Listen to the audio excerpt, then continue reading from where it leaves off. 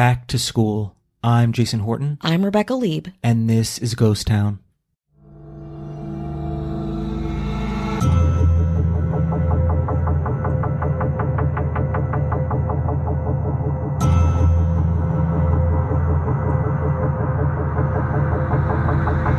What would you give to go back to your high school knowing what you know now as an adult? I know it sounds like, and is, the premise to a couple romantic comedies, but it's a pretty interesting question that touches on who we are, what we regret, and maybe who we want to be. To most of us, it's just a question, until 1993, when it actually happens at a small elite high school in Scotland. Today we're talking about the controversial, uncomfortable, and confounding Brandon Lee scandal. Jonna McLeod, a high schooler at Scotland's Bearsden Academy, still remembers first meeting a kid named Brandon Lee. It was 1993, and Brandon was a transfer from a Canadian high school. Quote, "The door opened, and in he walks," McLeod said in an interview with Mel magazine. He was an unusual-looking and acting guy, but then a few kids at school were unusual acting and unusual looking. I was just another oblivious kid among all those others. Oblivious and with his own insecurities, Jonna was grappling with his sexuality, he would eventually identify as gay, in addition to feeling socioeconomically like an outsider. Unlike most of the kids at Bearsden Academy, Jonna wasn't from Bearsden, but a town called Clydebank, where, quote, the rough kids were. Jonna's older sister had been badly assaulted at their local school, and so they both transferred to Bearsden Academy. Brandon Lee was an outsider too, and open to sharing his origin story. In a stunted, often pronounced Canadian accent, Brandon told his classmates that he was from Canada, pretty far away from both Bearsden and Clydebank. Brandon's mother was an opera singer who had been badly burned in a car crash. In order to protect him from her disfiguring injuries, she sent him to live in Scotland with his grandmother. Of course, the story was pretty fucking weird, and that wasn't lost on Brandon Lee's teenage classmates. But it wasn't just his soap opera-sounding story. Brandon looked like he didn't belong. He had a large head of thick, curly hair, thick glasses, a deep voice, and awkward, stilted mannerisms. In fact, one teacher said Brandon had also been in a car crash, which is why his skin looked older.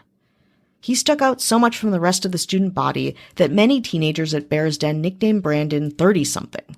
There's a photo of Brandon with some of his peers at a Glasgow TGI Fridays eating appetizers. Jason, I'm going to show it to you right now, and I just want your thoughts. Yeah, he looks like a teacher taking the kids out on a field trip to TGI Fridays.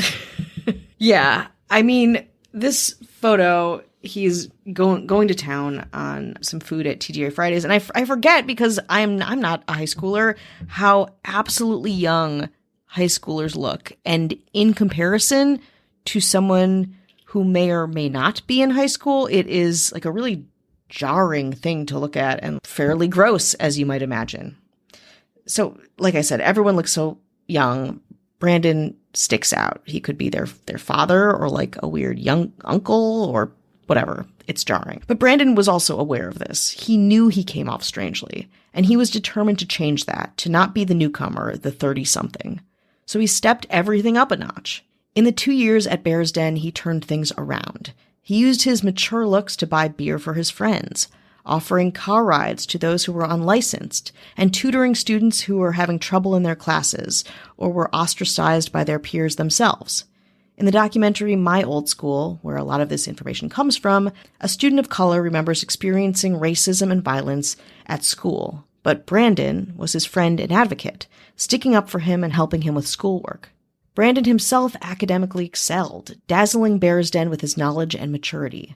He told friends and teachers that his dream was to be a doctor, and everyone was confident he could achieve it. As he hit his stride, Brandon became even more popular, hosting house parties that were the talk of Bearsden Academy. Soon his weirdness, elements of his personality that he was once ostracized for, became cool to the other students. For example, his love of 80s music appeared archaic and lame when he first entered school, but when his social cachet grew, students respected it, interpreting his love for 80s bands as, quote, an appreciation for music history. Brandon's popularity culminated in being cast as the lead in the school musical Rodgers and Hammerstein's South Pacific.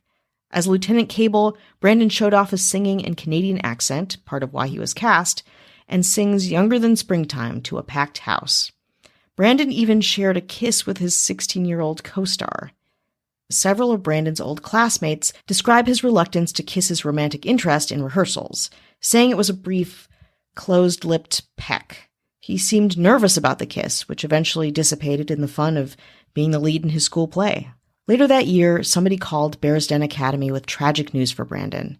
They said his father had died, which brings the popular student even more sympathy and support.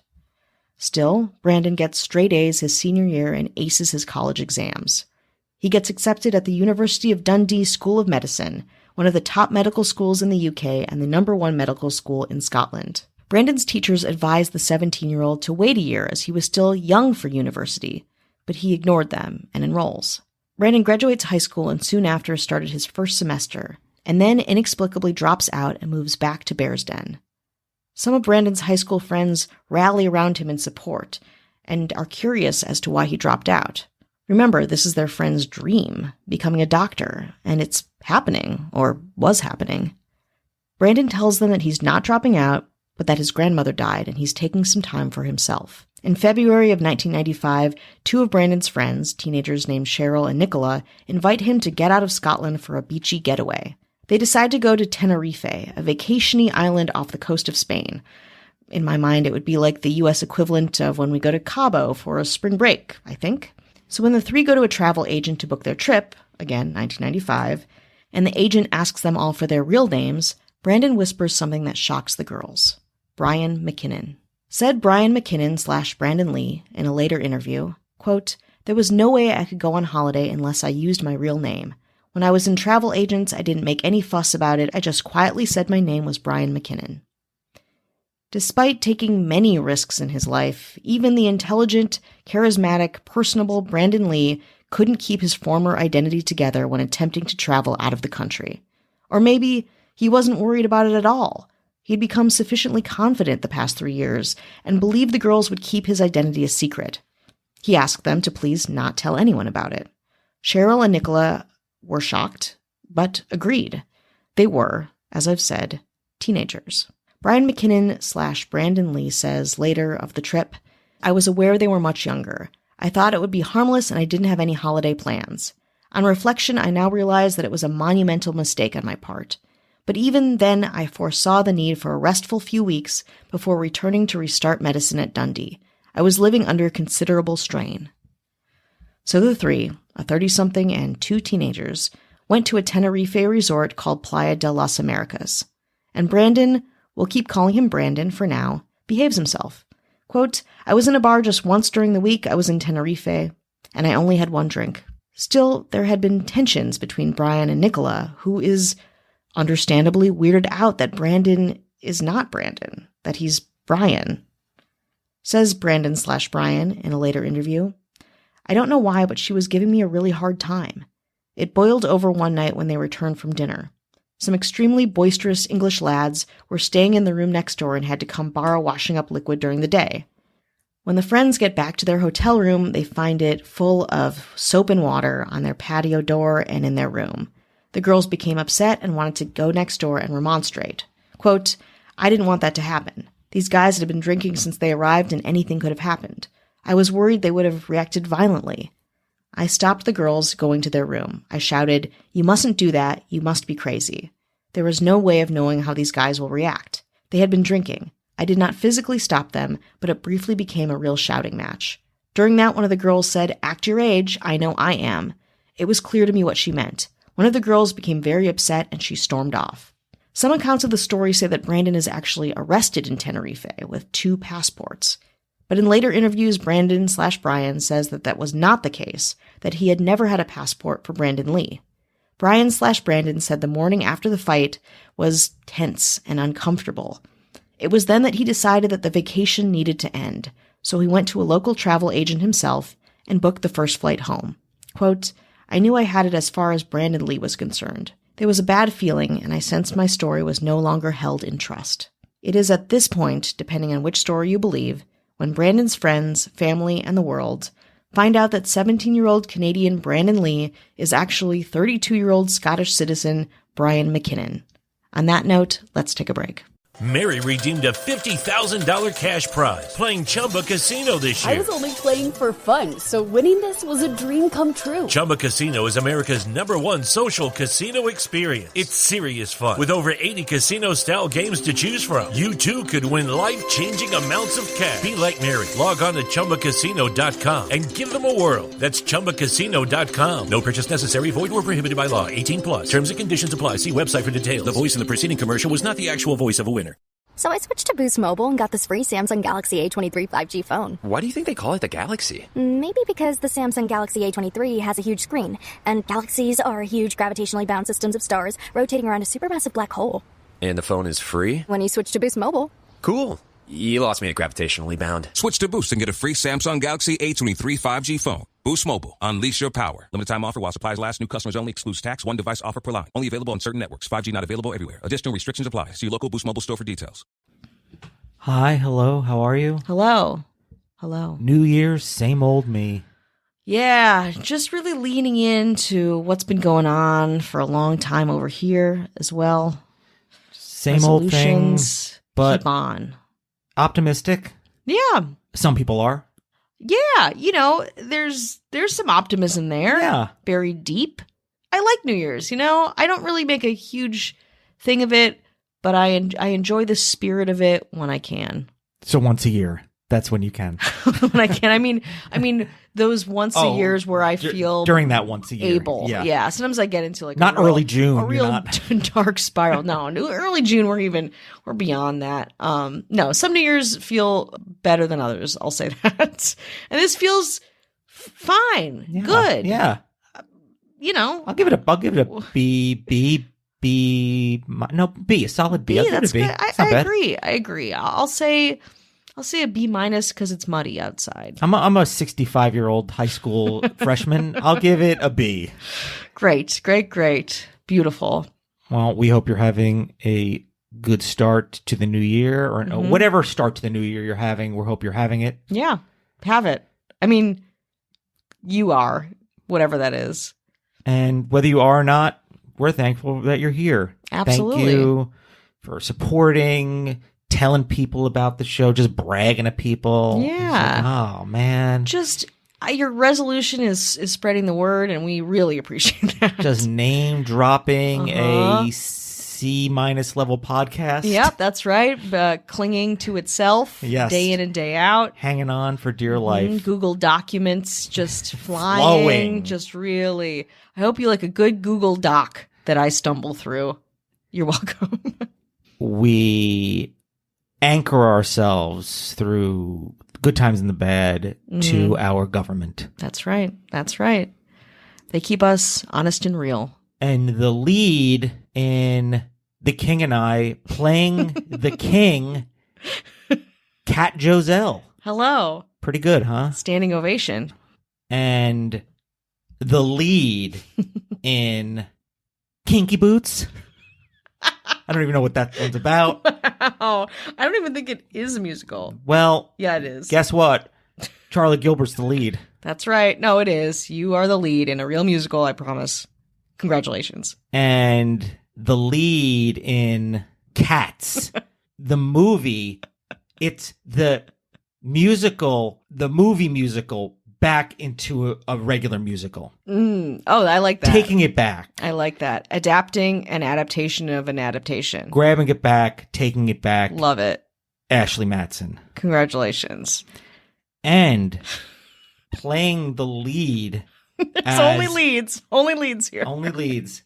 The lead as Andrew Lloyd Webber, Stephen Sondheim. What's another one? Bob Fosse. That's good. The lead of all those people. Yeah. The Grand Dame. Patty Dupone. Is that, yeah, that's good. Is that Kristen Chenoweth? Yeah. Adeline Kahn. Sure. That's good. That's good. You're funny girl. You're all the funny girls. Our governor, Avian Noble. So if you want no ads, no chit chat, bonus episodes, just the good stuff. Just the good stuff. Head on over to patreon.com/ghosttownpod. And I have a last minute mention of a podcast. You know our friends at LA Meekly? L.A. Meekly? Yeah. Ooh. A friend, covering a lot of Los Angeles stuff. Well, they Love have it. a brand new podcast called Candy is Dandy. Just devoted to candy. Now, we don't know what candy is because we don't partake in it because it's not good for you. Sugar, I say no. I've thanks. never heard of candy. I don't know what I don't do drugs. does. It's illegal, right? It's against my BMI. But I think we're definitely going to check out Candy is Dandy. They pick a different candy every week, give it some little history. Ooh, yeah, I love that. The Snickers, one of the Snickers, it was named after a horse. I did not know that. Yeah. I love this. Is the intersection between food and history is very much my jam. I'm very excited about this. The connection to Butterfingers is connected to the atomic bomb. I don't know. That sounds great to me. So check out Candy is Dandy. Amazing. Let's return to Scotland, where Brandon Lee is definitely doing that. But after returning to Tenerife, 2 incidents quickly unravel the teenage Brandon Lee's identity to be that of 32-year-old Brian McKinnon. First, let's rewind and plant the seed for the first incident. Halfway through his first semester at the University of Dundee School of Medicine, members of the Medical and Dental Defence Union of Scotland arrived to canvass the university campus, offering students a free medical dictionary if they sign up for the union. Brandon signs up, gives the union his address, and kind of forgets about it. But later, the dictionary comes to his home, addressed to Brandon Lee. Nobody is home, so the postman leaves the dictionary with a neighbor. According to Brandon / Brian, the neighbor didn't have a clue who Brandon was. Shortly after, some of the friends I made from school came to the door looking for me when we were out. They met the neighbor and asked if she knew where Brandon was. The neighbor replied that she thought that they were being hoodwinked and said that my name was in fact Brian McKinnon. I really don't know how the thing got out at first, but I can only imagine that the parcel and the conversation with my friends were the catalysts for the real gossip. When his friends confront him about their incident with the neighbor, Brandon denies being Brian, saying that he has a cousin named Brian McKinnon and there must have been some big mistake, some confusion. Then, nearly 2 weeks after Brandon / Brian's curtailed vacation, Brandon Lee received a delivery letter from the rector of Bearsden Academy asking if he could clear up a discrepancy in his records that might impact his current medical student enrollment. Says Brian / Brandon, "He wanted me to prove I was Brandon Lee. I couldn't." This is when the Bearsden Academy headmaster gets in touch with Brandon / Brian directly, confronting him with a 1975 report card for Brian McKinnon. It's a good report card, all A's, but of course, incredibly damning. Word gets around Bearsden Academy about Brandon / Brian. Strangely enough, he has had many teachers during both stints in high school, and none of them made the connection. The story makes the 6 o'clock news. At that point, Brian tells journalists the truth, his version of the truth anyway. He explains that at the time, a person could not study medicine over the age of 30, so he had returned to school to get into medical school again. The first time, after being accepted into medical school, he had been expelled after failing all of his exams. So, he went back, re-enrolled in high school for a redo. According to a later interview, "I simply kept my head down, looked shy and boyish, and that's all I could do, and it presented no problems at all. No problems until now." It was then that authorities discovered that Brian / Brandon's grandmother was actually his mother, not an opera singer, never in an accident. She may or may not have known about her son's deception. But quickly, the whole truth comes out, to the discomfort of his second round of high school classmates. Brian / Brandon was actually from Scotland, and his signature curly hair he rocked during his second stint in high school was actually the work of a perm he would touch up every morning with curlers. It's also suggested that Brian / Brandon may have had minor cosmetic surgery to make himself look younger, but this isn't entirely confirmed. Brian / Brandon initially got into high school by faking a letter from his father, whom he said was a professor, and faking a letter from a tutoring company based in Canada. The 2022 documentary, directed by John McLeod, the one we referenced in the beginning, again, a fellow student of Brian / Brandon's, the second time around, was released by Magnolia Pictures at Sundance. It contains interviews with students and staff from 1995. Though Brian / Brandon declined to be filmed for the movie, he did agree to do an interview with the stipulation that only his voice would be used in the final cut. In a pretty good creative solve, actor Alan Cumming plays the adult McKinnon, lip-syncing to the audio of McKinnon's interviews. The film opened to rave reviews, and soon Brian McKinnon's story was experienced by moviegoers around the world. This did not sit well with Brian / Brandon, who was then unemployed and living in nearby Glasgow. In response to the film, Brian McKinnon, again, I can say Brian McKinnon now, we can stop saying Brandon Lee, spoke to Mail Online through a crack in the door of his one-bedroom apartment saying, quote, "I have had nothing to do with this film, and I have zero interest in ever wanting to watch any of it. I have never given an interview with Jono McLeod. I don't recall even being at school with him the second time around." Which was, of course, wrong. He did agree to do an interview, and the film uses it. Jono says to Mel Magazine, quote, "The crucial thing about the film is that Brandon, all of his second-round classmates still lovingly call him Brandon, was the first interview, and he never spoke again. It was a really lengthy interview. It was hours and hours of interview that we did. But the things that I then found out afterwards about the story, I didn't have the opportunity to go back and ask him about. I think that Brandon's involvement became less appealing to him when he realized I was going to be interviewing multiple people whose stories might not tally with his own. But I don't think he would have had the answers to give me to those questions, because the reality that he exists in is not the reality that other people I was interviewing exist in. It's his version of events, and I know who to believe." Brian McKinnon went on to talk a little bit more shit about Jono McLeod, speaking out about an earlier point in the production process. Quote, "McLeod introduced himself to me in a coffee shop back in 2017, and after inviting himself to my table, he came across as a nervous, garrulous, affected, and pushy fellow.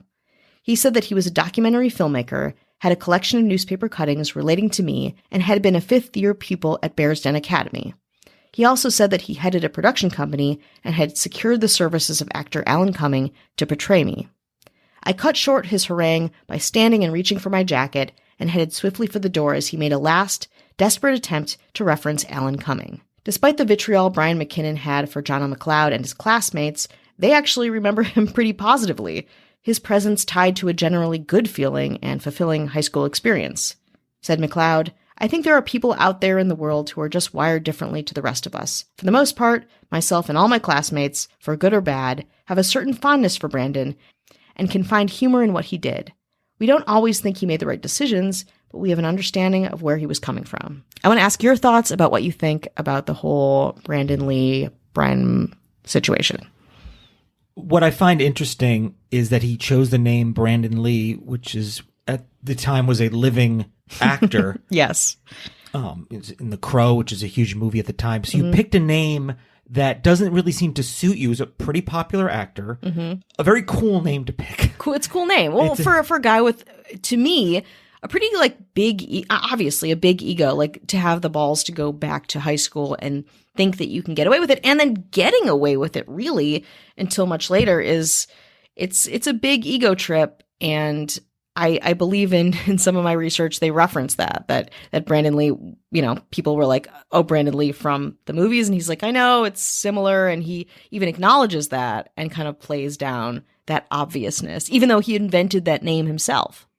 Also at the time, I don't know if this factors in, if you remember the show 90210 that came out in the early 90s, the actors were very old. Back at the movie Grease, they had very old actors playing high school students. And I just sometimes wonder if a lot of that makes it more believable. I don't know if there's any correlation to that whatsoever about high school students just looking, or you could look that old. Yeah, we've accepted this in our zeitgeist, and even though it's just media, it feels more believable, more like you can wrap your head around that maybe aged look in a high school context. I don't know. I do always want to give people credit for pulling a fast one like this, despite what I may think of it. Because like you said, it takes a huge ego, it takes some balls to do that. And the fact that it's so easily done with identification seems to be, he doesn't seem to have two IDs. Yeah. They just went on some notes and well, he got in a car, an accident that makes him look older. It's very, very strange. It's just something that sounds like if he was making it up as he went along, I'd be like, okay. But the fact that people believe it, it's you have to take a little bit of ownership for letting things fall through the cracks for years. And it could seem harmless, but just for the fact that, yes, obviously hanging around with high school kids is really creepy. And there's a lot of stories like this. People go back and become, they're athletes at their school and they end up dating someone that's half their age. A lot of that's really, it's messy. What was the name of the play? Oh, South Pacific. South Pacific. There was probably second person that would have been the runner-up to him, that he took that person. You had your opportunity to go through this, and you did it. Now other people aren't getting the same, whether academically, socially, are being cheated out of the experience because you feel like going for a do-over, because when you went to medical school for the first time, you weren't cheated out of it. You just didn't. If they were like, oh, hey, I don't know, like something happened where he was wronged, I feel a little more sympathy, but it's just like, oh, you were bad at it. Yeah. And you were like, well, I'll get to do it again. It's a lot of it's no different than being like, just say, I don't know, my tax refund. But you know what? I'm going to make up a different name so I can get somebody else's tax refund. Yeah. Or some state sponsored thing. You're taking something away from somebody else. And there really doesn't seem to be any altruistic version of him, except for the fact is like, I feel like just doing this again instead of doing something else. Yeah, no, I kept wrestling with the idea of like, how bad is this? Like, how egregious is it to go back and lie and just take high school again? Because people go back to college all the time. You know, like I think people do redos where they go back or they start anew, you know, they kind of recalibrate. But the fact is, it's like, you're an adult, you're with minors, you think politically or with taxes or like who pays for school, it's a resource that you don't get to have again. So you go back there. I do believe there's a version of this where it's like, oh, like you can spin it as looking good. It's like reading about, you know, a student who was unfairly treated by his other students and learning something from this 30-something-year-old who has the maturity and foresight to be like, no, this is wrong. I guess there's some benefit to that for sure. Like, but for if it's not for everybody equally, then it doesn't matter. Yeah, it just helps. One person got bullied less from, so now you have to kind of allot time and energy and resources and work to get, and then, you know, went to medical school, and then you're lying about like deaths of relatives, which I think is low. Yeah, it's not good. Low. It's a lot of, and how intimate your high school friends are in your life. I also thought about that, like going back and being like, you hung out with your high school friends every day. You hung out during school, after school, on the weekends. Like, it is an intimate friendship that I don't have now, you know, that I don't think many of us have moving forward. And to be a man with a bunch of teenagers and like hanging out with a bunch of teenagers, like it's so gross, like it's so uncomfortable. You know, there was at least a minimum of one conversation that was sexual in nature. Yeah. And inappropriate. For and sure. I don't care what this person says. And it sounds like somebody who's like, hey, that's not fair. I was cheating people and now you're using this information and I'm not getting anything out of it. I'm not benefiting from it. Well, you already did benefit from it. Yeah. You're benefiting right now from it. In different ways too. You know, I think about people, you know, who've been wronged or canceled or however you want to talk about it. We're talking about him right now. You know, there are opportunities for this person that wouldn't have occurred had they not done this. And a notoriety that still feels marketable, you know? I think this person feels like, oh, hey, watch a lot of documentaries and the source material was like, oh, well, I didn't, unless I get paid or unless I'm benefiting in some way, the crappy thing I did, you shouldn't be able to benefit. And it's like, no, like you did this thing and it doesn't sound like you went to jail or were penalized financially. So it's like, you're lucky that this is all you get. And then to immediately lie, be like, oh, I don't know who that person is. Yeah. Then it's like, I never did an interview. It sounds like an egotistical, compulsive liar that probably was getting high every day. It's like going back in time and telling people about Google. Yeah. But would you have a huge ego about, or like, oh, before the Beatles, and I'm like, hey, you want to hear the song Love Me Do? They're like, wow, you're a really good songwriter. It's like, yeah, I'm great. And having a true ego of that. Yeah, the advantage. It's unfair because it's not like you're any better or any smarter than anybody else. You just already did it. I mean, if you have the advantage of time twice, experience. Yeah. Do you feel like, oh, man, I'm a freaking genius? I mean, I already took this test and already passed it, and it's well below like my education level. It's just, if a bunch of kids were playing, I don't know, basketball that were 10 years old and I was slam dunking, would I be like, guess I'm pretty good. Guess I should be in the NBA. Totally. Yeah, no, I totally. should be. And I think about the teachers too that had him twice, you know, and I get it. Teachers have a lot of students over the years and it's not, you know, like totally on them, but also like, they get older. I assume those teachers were the same age as him. Like, to not recognize someone that's like maybe closer to your age than they are the student's age is pretty glaring. And also in my research too, this academy doesn't have the best reputation. There were some other controversies, like some sexual assault stuff. Like, it doesn't sound like the most fruitful context. And this is a very sweeping generalization about Bearsden Academy. I don't know that much about it, but it seems like there was a lot of like inner turmoil that maybe this whole case is not even a part of, but may have aggravated things. I think it would have been, I guess easy for me to say is to kind of own up to it. Mm-hmm. And I don't know, be public about it as you want. Be like, hey, I'm going to own up to this. You know what? I did do this. Here's why. I don't think it would be any worse for you than saying nothing except trying to like stonewall people and kind of gaslight. Be like, I don't know this person. Yeah. I never gave an interview. I mean, where's information coming from? Exactly. You should be lucky you're not in prison. I think in America that might have changed. You might have been sued for, identity theft. I mean, theft. It's like, I don't know about that, but I think there might have been some legal ramifications that maybe at this time and place in history that you kind of didn't have to deal with. He did turn some of these kids onto Wham and Culture Club. So, buzz had died down about the Brandon Lee scandal, as the Scots called it. Brian McKinnon, who is now 59, continues to live in Glasgow, with rumors at later attempts to apply to medical school, giving interviews that are both defensive and, to me, seem to be pretty sad. I hope Brandon Lee / Brian McKinnon can find some peace around his decisions, a double life that became more public and complicated than he had ever bargained for.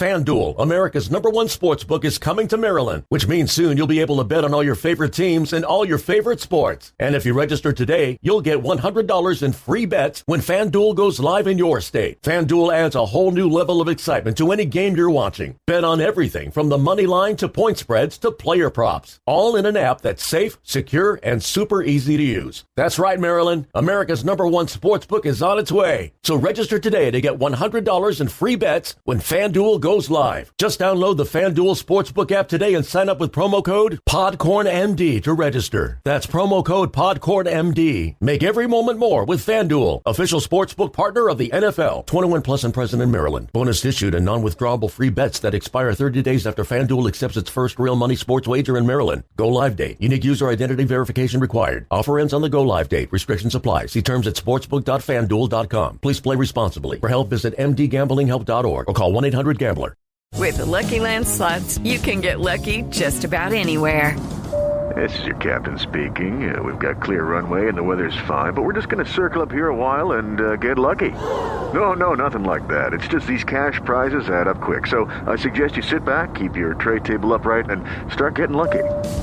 Play for free at LuckyLandSlots.com. Are you feeling lucky? No purchase necessary. Void where prohibited by law. 18 plus terms and conditions apply. See website for details.